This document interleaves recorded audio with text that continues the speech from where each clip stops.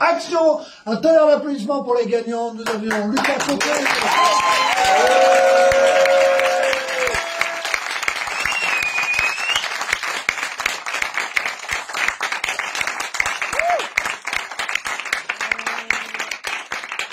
Vous avez gagné donc à l'applaudimètre parce que vous avez ramené des potes. Non, on a gagné parce qu'on était les meilleurs. C'est ça.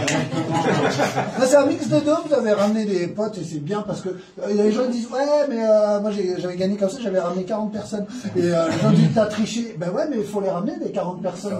Donc les directeurs de salle ils voient aussi votre capacité à fédérer du monde autour de vous. Ça commence par les copains et après ce sera les non copains.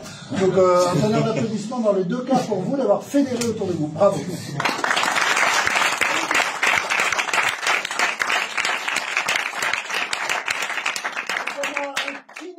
Bibliothécaires qui se sont lancés en humour. Qu'est-ce qui s'est passé dans le crâne pour qu'un jour tu dis j'en ai marre de masser les gens, j'ai envie de faire rire des gens? Et ben parce que je me rendais compte qu'en massant les gens, j'aimais bien les faire rire aussi. C'est vrai. Du coup, je me suis dit, bah, on va pas faire kiné la journée, stand-upper le soir. C'est une bonne activité. Tu n'as pas beaucoup la remerce, mais pas tant. Pas tant. Et si tu as un humoriste sur lequel tu te dis je vise ce genre d'humour, ou tu as quelqu'un qui te vient en tête que vraiment tu kiffes et tu dis c'est vers ça que je veux aller? Ça sera pour Copy Comique, ça, si jamais.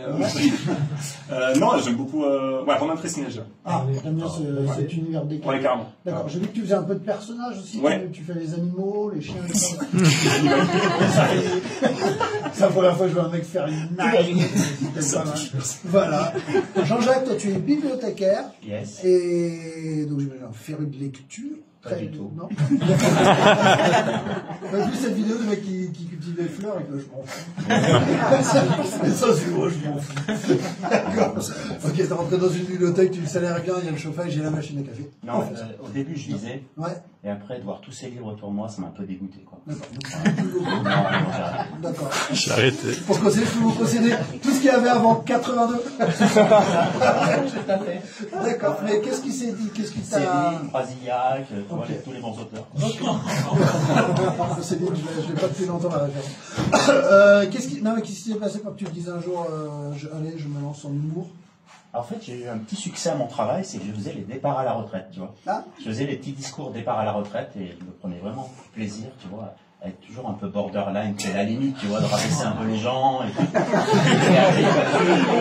après, c'est là que je me suis dit, ouais, il y a un truc, puisque je me fais plaisir, c'est un truc qu'il faut cultiver, quoi. Okay. Voilà, c'est comme ça que je me suis lancé et un jour...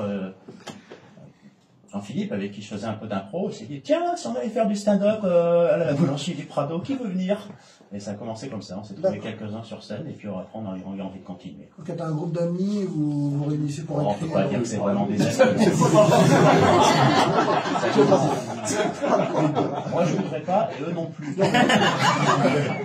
C'est réciproque. Elle réciproque. Et toi, quels sont tes... Oui, j'ai une question, est-ce que tu fais les enterrements aussi? Oui, pour celui de mon père, j'ai fait un petit discours. Non, pas trop. Non, pas trop. Moi, je l'ai fait la semaine dernière. Je vais pas casser l'ambiance, mais les gens sont prêts à rire parce qu'il y a une sorte de tension. Tu sors une blague, les gens éclatent de rire. Voilà, donc, non, mais c'est vrai, c'est vraiment dramatique. Il y a une sorte de tension qui est là. Et si tu sors une petite punchline, une blague rigolote, ça détend bien l'atmosphère. Personnage dans les enterrements. Je connaissais la personne. Tous les gens avec qui il avait fait du mal. Ok. Il avait blessé beaucoup de gens. Il n'était plus là pour s'excuser, je l'ai fait à sa place. S'il y en a un ou deux qui part avant l'autre, on se fera le discours. Mais si un double meurt, je serais très triste. D'accord. Bienvenue. Et toi, si tu devais citer un humoriste qui, tu dis, c'est vraiment vers ce genre de choses que je m'oriente ou j'admire et je serais jamais capable, mais quelles sont tes sources d'inspiration en humour? J'ai pas de mémoire, je me rappelle pas trop des noms, quoi. Ah. J'ai du mal à m'intéresser aux autres aussi. J'aime bien Naïm. Naïm, on en parlait tout à l'heure. Okay. Il y en a d'autres, mais je t'avoue, j'ai pas les noms en tête. Ok, mais t'aimes bien regarder un petit peu? Ah ouais, j'en regarde pas mal, ouais, pour voir un peu ce que les autres y font, quoi. C'est bien, il faut en bouffer, hein, parce que du coup, tu vois un peu ce que je dis. Voilà. Il n'y a pas de chute à cette phrase. Qu'est-ce qu'on peut dire? Allez, des petits trucs rapides. Si t'étais un film, tu serais? Le film Coco. Le film quoi? Si t'étais un film, tu serais? Le Seigneur des Anneaux. Seigneur je dis n'importe quoi, j'ai jamais vu. Hein. C'est bon, c'est chiant. Le Seigneur des Anneaux, si t'étais une fleur? La fleur de coco. Ça, c'est le contraire. C'était une fleur. Coquelicot. C'était un livre. L'adaptation en livre du film Coco. Pour les enfants.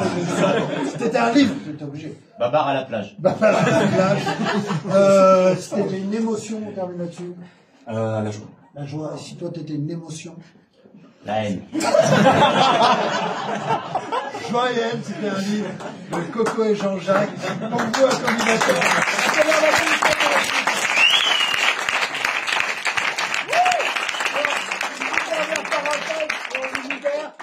Maintenant, vous êtes dans la merde parce que du coup, il y a le concours et là, vous pourrez ramener vos copains, copines. Je vous le conseille parce que ça permet d'avoir une belle ambiance. Mais c'est plus eux qui décideront. Ce sera un jury de professionnels.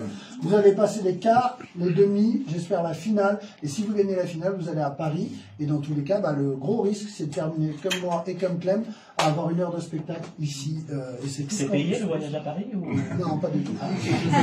Alors c'est ça que tu verras au début, on se fait un peu couiller dans le métier. Ouais, mais tu vas jouer. Moi, René Marc m'a fait jouer pour des gens qui ont la leucémie. C'est pas un bon plan. C'est pas un bon plan. Ça, non, vraiment, on a cru qu'on pouvait, et ça, je vous le conseille pas, jouer dans une chambre d'hôpital avec une charlotte et un masque. Non, voilà. Donc, vous faites pas couiller. Demandez-moi avant les plans de